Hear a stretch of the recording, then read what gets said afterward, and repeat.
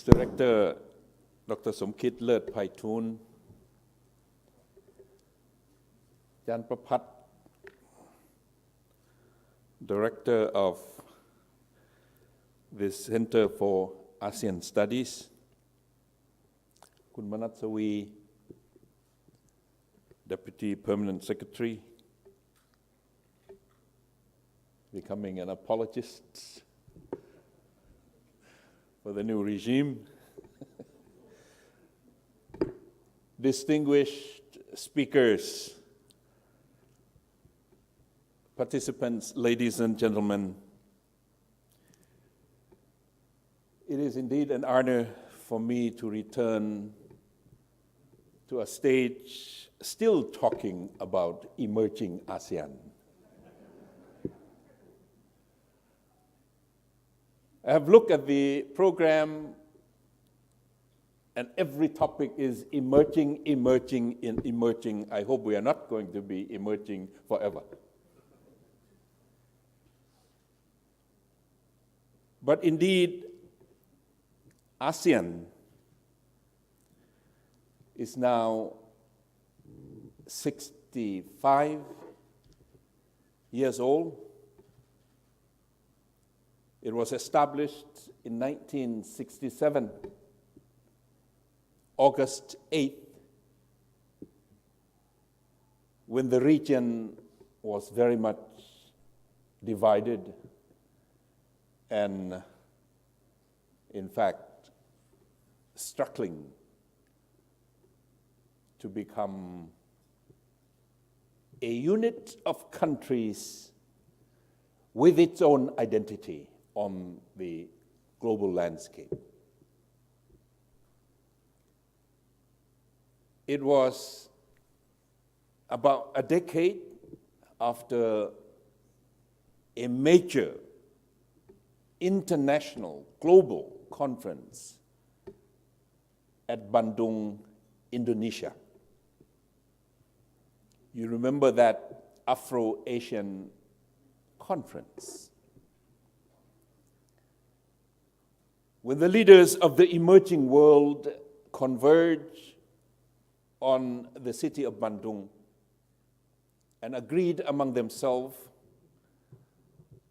that indeed the emerging, developing third world would need a stage for itself to address its own problems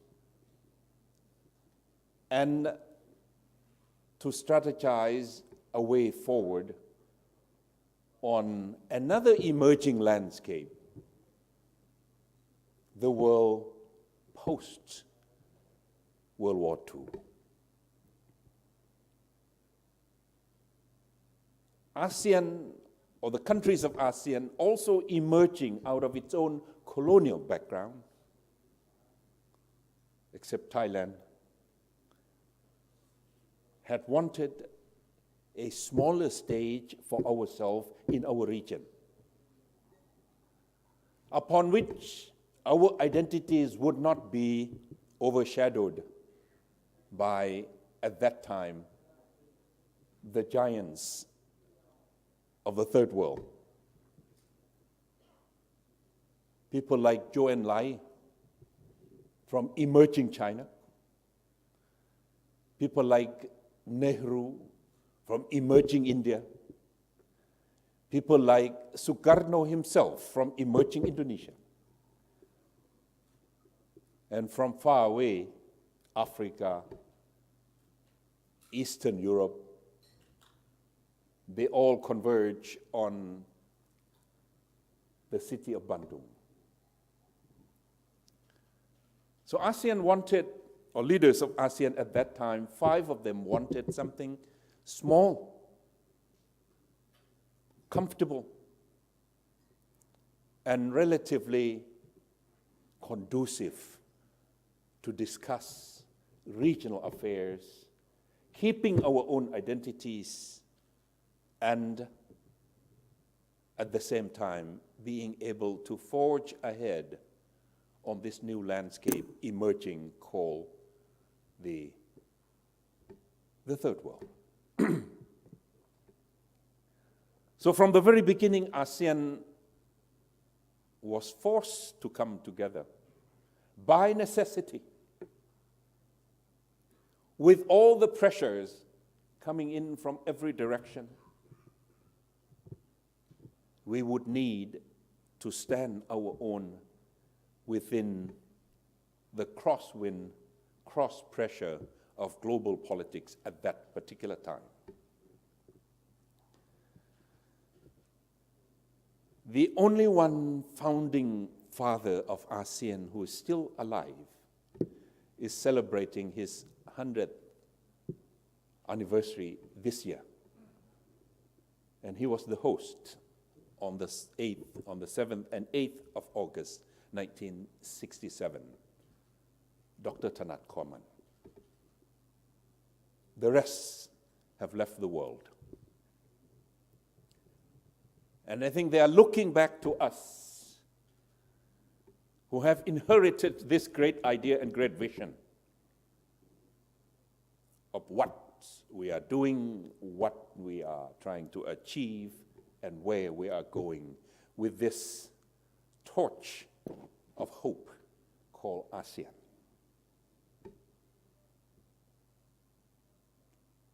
Well, in the 80s, I heard Prime Minister Goh Chok Tong, Professor Simon Tay, in New York, talking in the 90s, talking about the oxygen of foreign foreign direct investment has been sucked out of Southeast Asia because of the emergence of China, because of the emergence of India. The oxygen of direct foreign investment, or foreign direct investment, FDI, has been sucked out of Southeast Asia. For ASEAN to survive economically, our leaders had decided that we need to attract this oxygen of direct foreign investment back to ASEAN. But we could not do it individually. We could not do it country by country. We would not be attractive enough. Therefore, the idea of ASEAN community emerged again. And since then, we have been working on this vision. And we have come up with mechanisms, statements, declarations. We have quickened the pace of ASEAN community from 2020 to 2015. Because we realize, all of us, that individually we would not be able to compete. Collectively, we would have hope to stand against the competition from outside.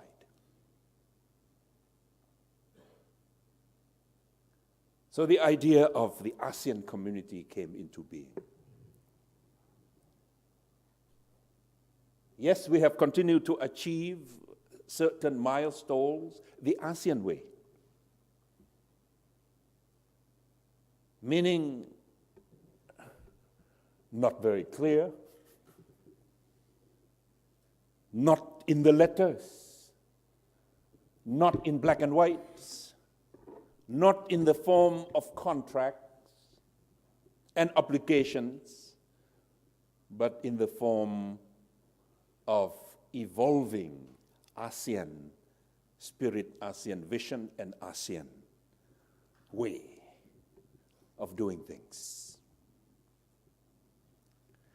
So much so that the Lady Secretary of State of the United States, second one,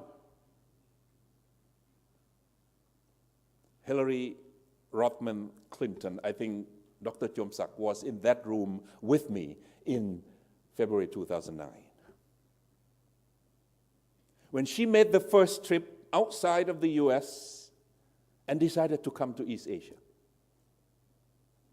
against the traditional US practice of crossing the Atlantic to the capitals of Europe, of all Europe. She came to Japan, she came to Korea, she came to China. She decided to come to Jakarta, and she decided to come to visit the Secretariat of ASEAN.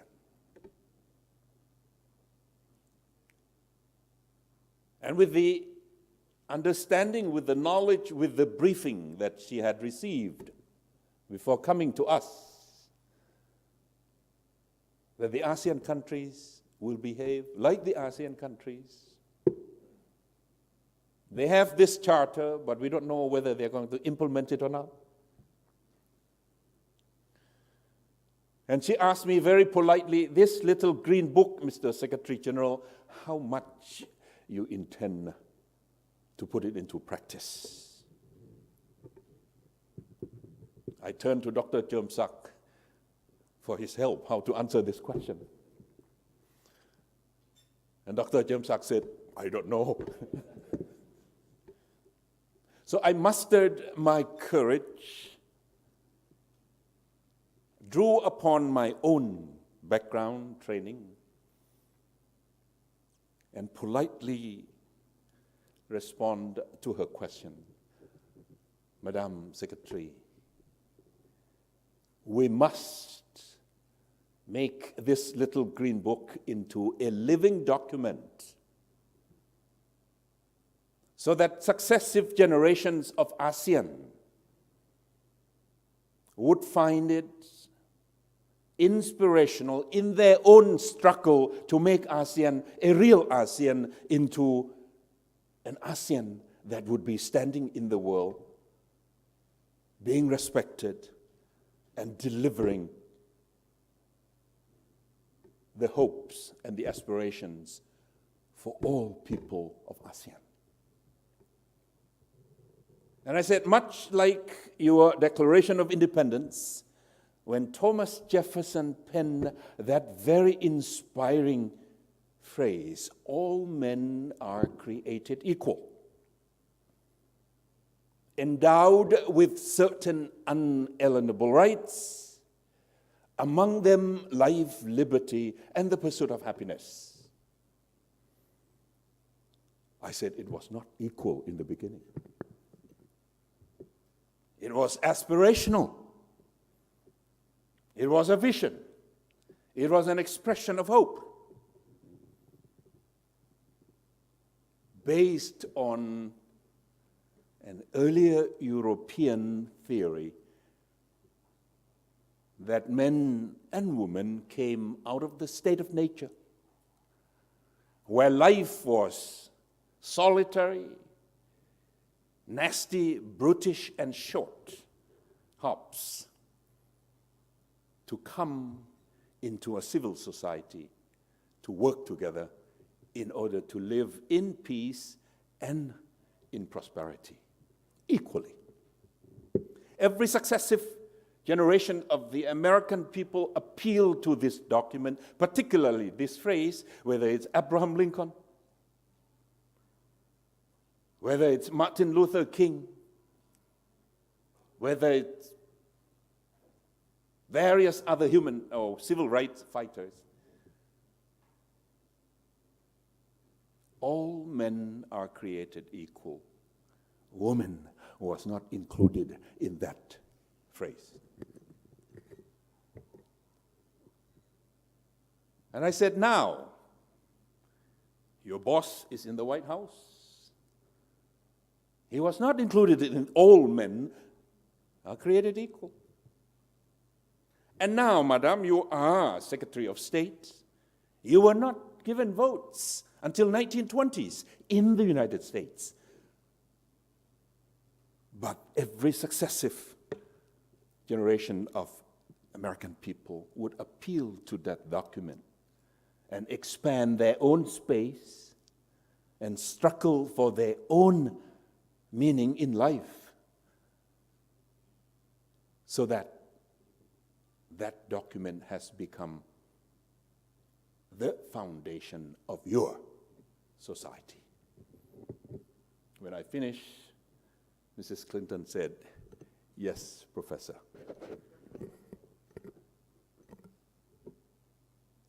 So now we have come to a new juncture of the world. Politically, security, strategically, the global institutions are looking for regional organizations to help achieve various goals that together 7 billion human beings aspire to achieve.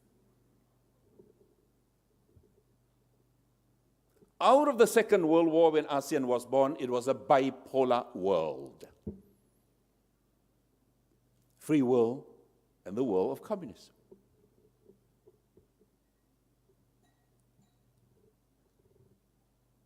Toward the end of the 80s, early 90s, that two worlds crumbled with the Berlin Wall. Now it is a multipolar world, but the challenge is there's no multilateralism to sustain it.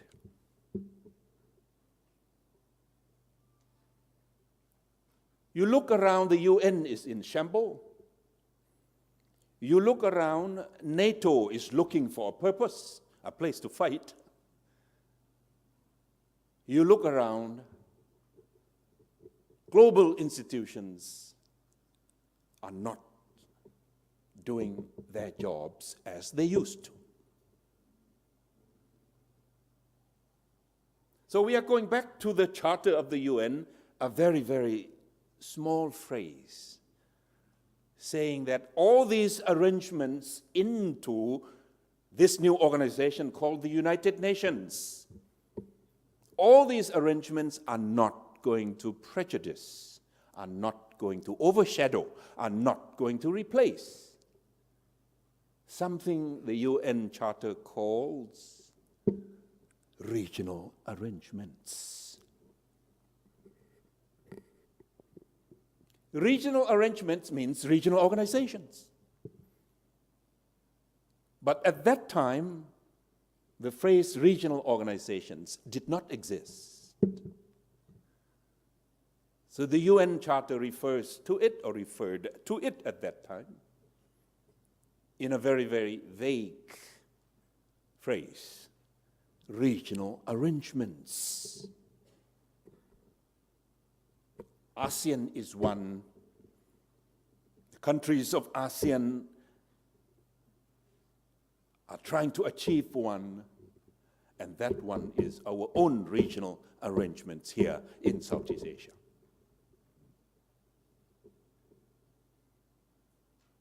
So, on strategic, political, and security issues, we are expected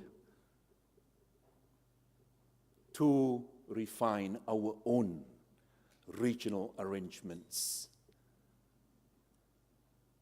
to sustain, to resolve, and to manage the challenges here in the region.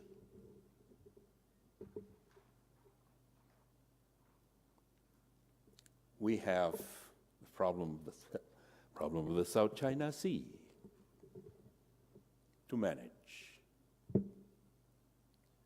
We have problems of territorial disputes among ourselves to resolve, to manage.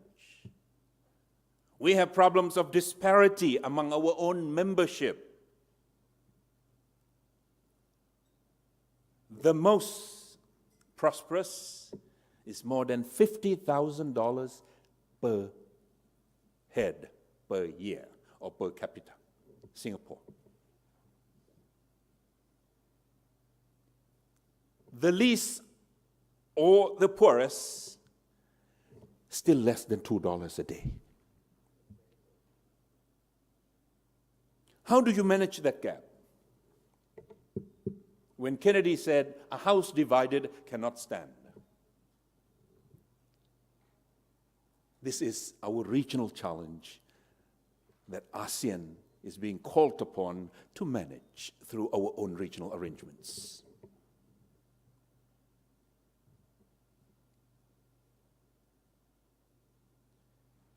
Only 3 countries in ASEAN have made it to what we call the high-income category.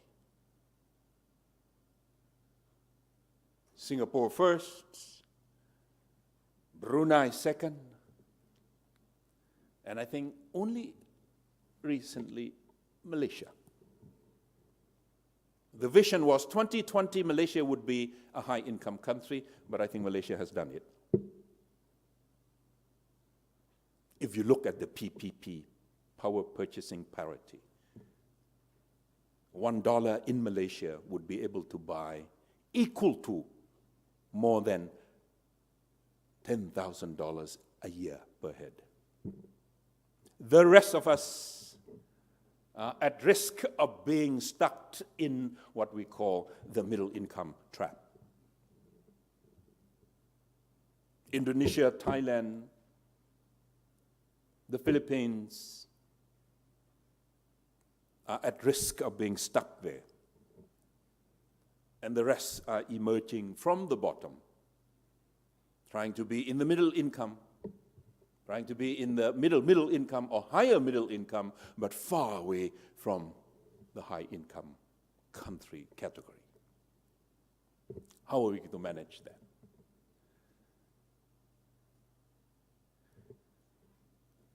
As a region, economically speaking, we are still dependent on resources from outside. As a region, science, technology, we still depend on resources from outside.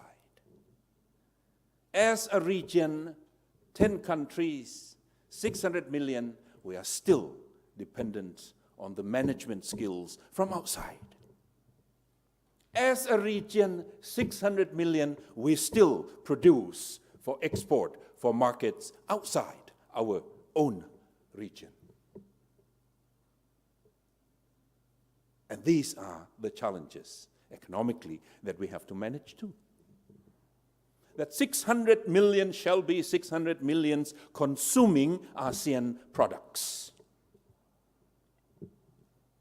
Not 600 millions producing products and services to be exported outside of ASEAN.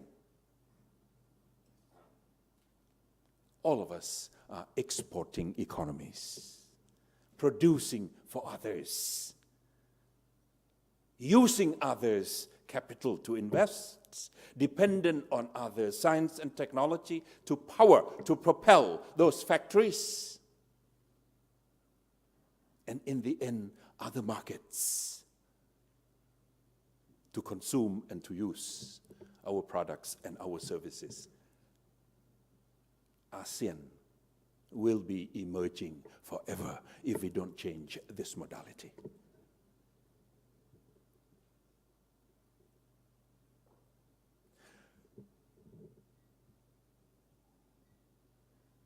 Director said this morning it's a more than 2 trillion economy combined, GDP.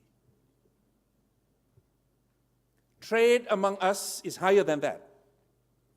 Trade among us, I mean, combined trade of the 10 countries is higher than 2.2 or 2.3 trillion US dollars a year.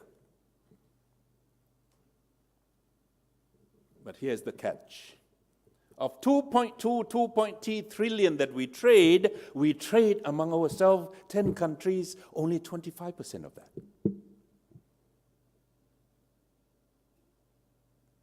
So about 500 billion US dollars out of 2.2, 2.3 trillion US dollars, 24, 25% we trade among the 10 of us. And among the 10 of us, it's Thailand, Malaysia, Malaysia, Indonesia, Singapore, Indonesia, Philippines, Malaysia.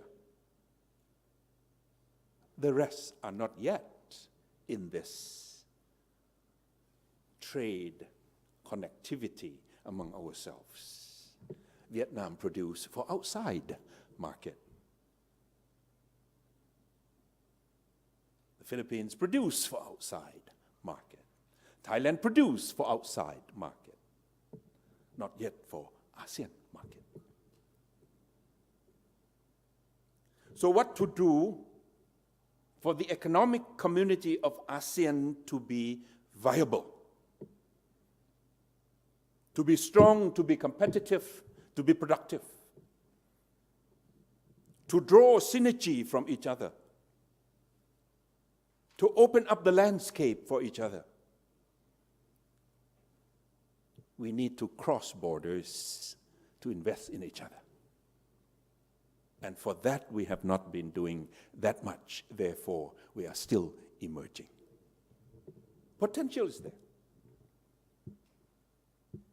So we have to have policy and projects and programs that would attract Thai investment into Indonesia, Indonesian investment into the Philippines, Philippines investment into Vietnam, Vietnam investment into Myanmar, the rest of us crisscrossing our borders.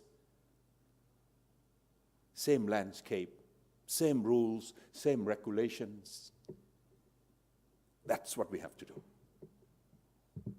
We have to increase 24-25% trade among ourselves to the figure higher and higher and higher.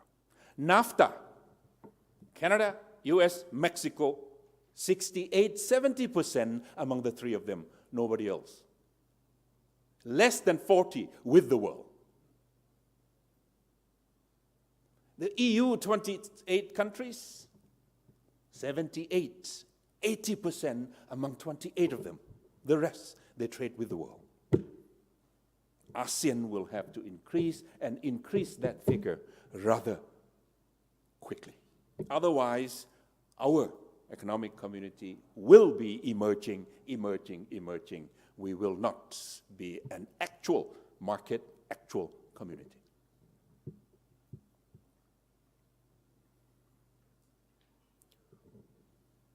For security, for political, for strategic arrangements that the Deputy Permanent Secretary mentioned, and we have made headway, ARF. In fact, it was in this very hotel in 1994, ARF was born. Right here.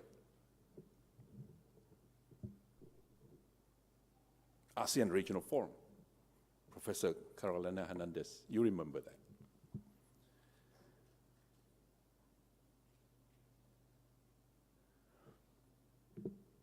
But for the strategic, political, and security challenges to be managed,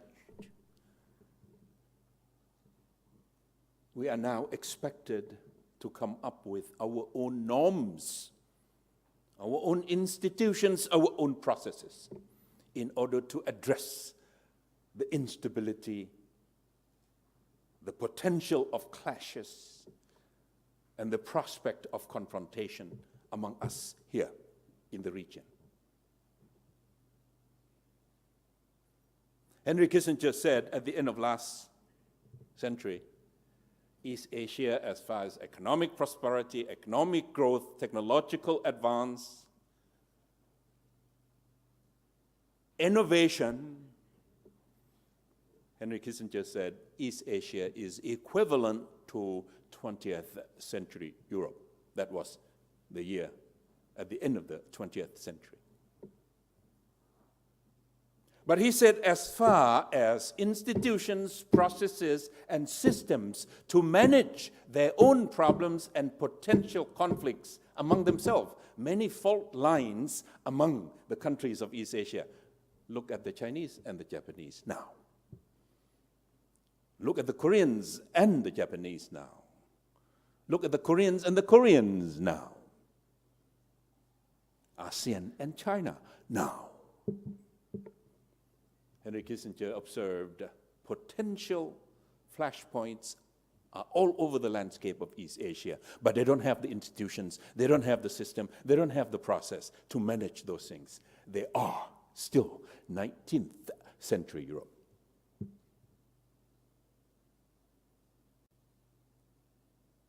So, for the economic community to be sustained,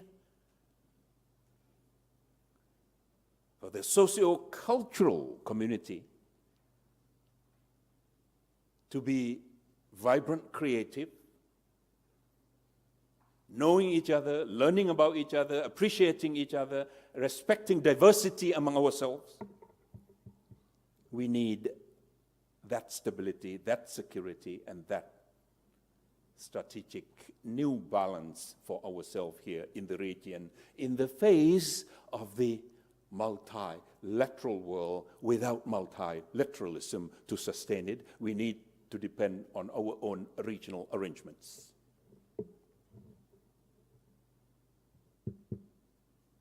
And I'm not sure if we all are putting all our efforts equally to come up with that political security community, the first one in our charter.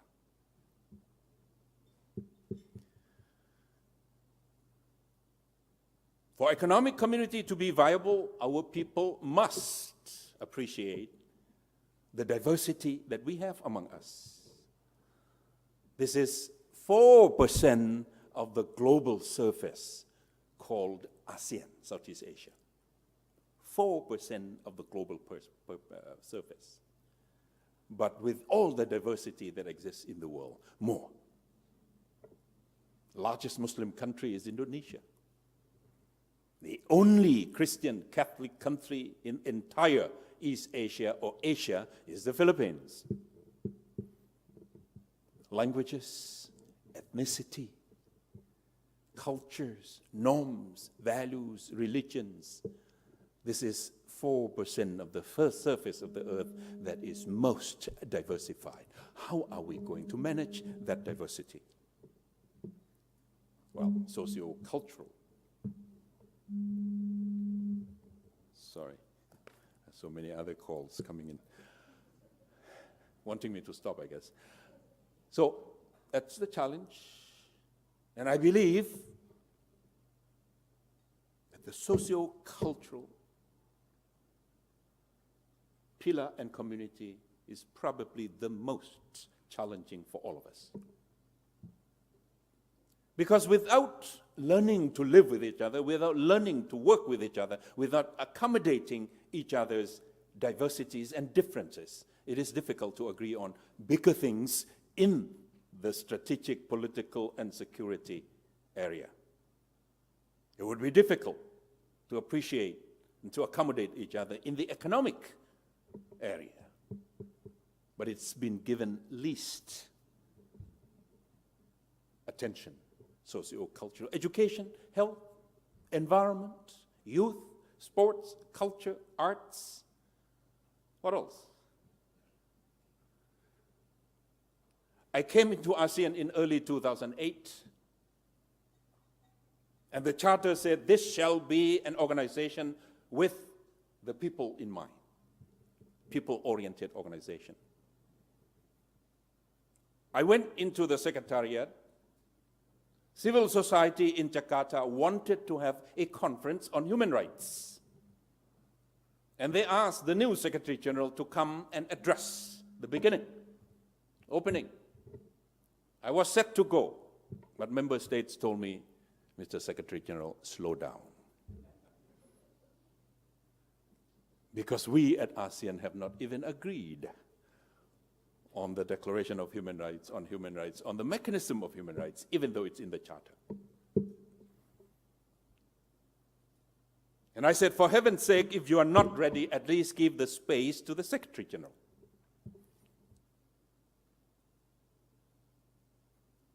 Because otherwise, it would look like we are not quite committed to what we are saying.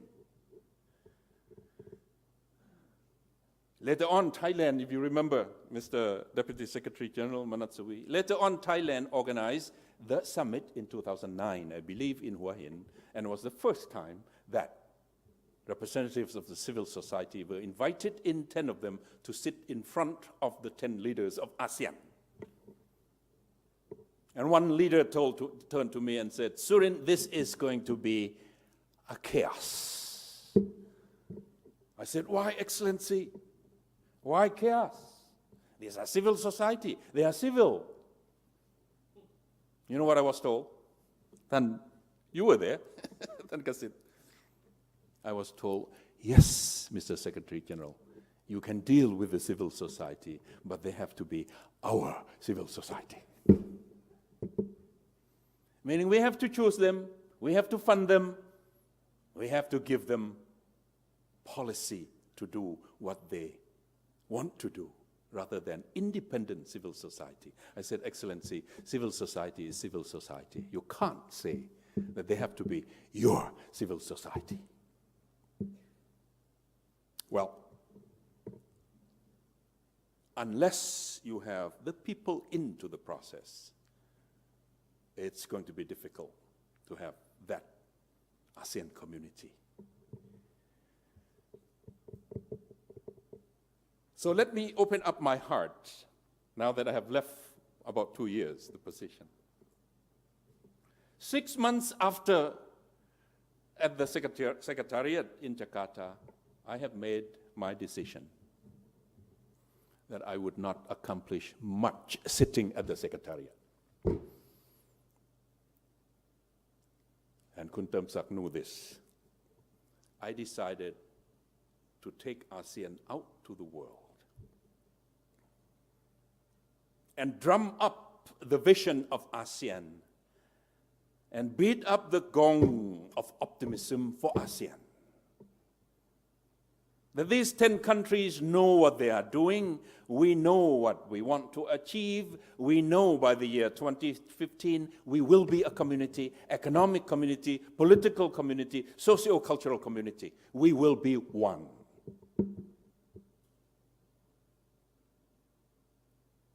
The whole world was excited about the prospect of ASEAN being one.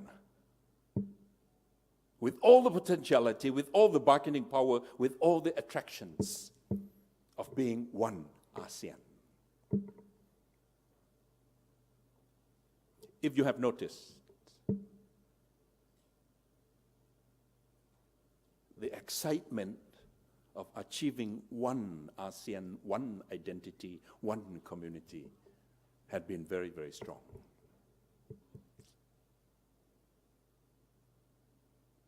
Now, a conference like this, all over the landscape, every capital of ASEAN will have to address that issue. How to get 600 million people excited about this vision. And how to keep the world interested in this project, in this mission, in this vision of ours. We cannot afford for the world to make that verdict that ASEAN is not going anywhere soon.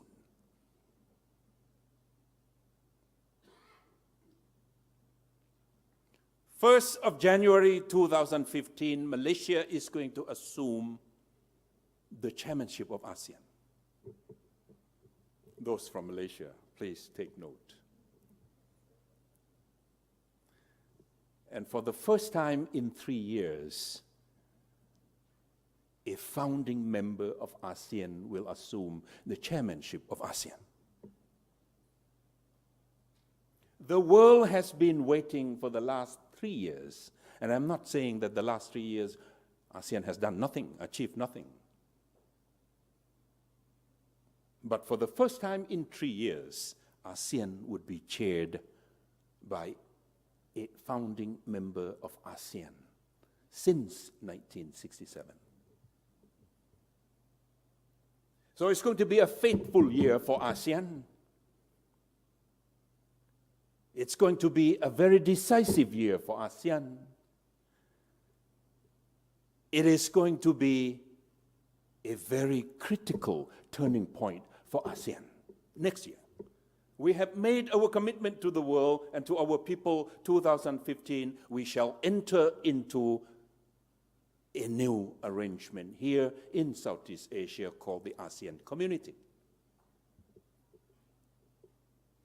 We don't have much time left.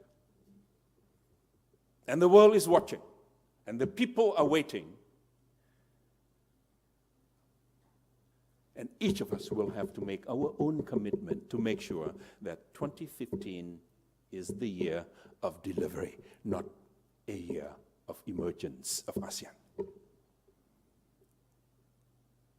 And I know you realize this, all of you. And I hope that the scholars here in the front row, some of you are ASEAN optimists. Simon Tay is one, I think. You've been talking about this for a long, long time, Professor Simon Tay. Certainly, Professor Jauhar Hassan, certainly Professor Carolina Hernandez, and the rest of you, Surachai.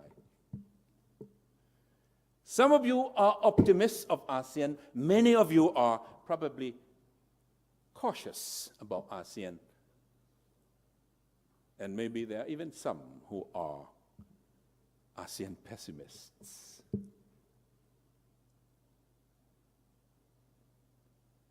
I am still an ASEAN optimist. I am still a leading cheerleader of ASEAN. I am still trying to impress upon people around the world that ASEAN is a viable proposition. And I think they want us to succeed. I think they are hoping that we will succeed.